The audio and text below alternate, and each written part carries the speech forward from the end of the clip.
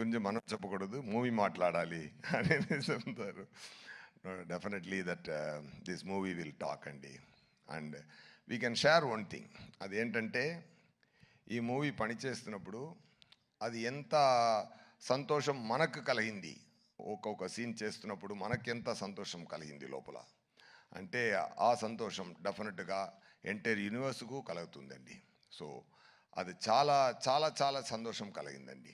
ఎందుకంటే శంకర్ గారు ఎంత పెద్ద డైరెక్టర్ని నేను చెప్పి అందరికి తెలియాల్సిన అవసరం లేదు. చాలా బ్రహ్మాండమైన డైరెక్టర్. ఎమోషన్ హ్యాండిల్ చేయడం కానీ, ఆ సీన్స్ రాయడం కానీ, ఆ సీన్స్లో మైన్యూట్ నువాన్సెస్ క్రియేట్ చేయడం కానీ అన్నీ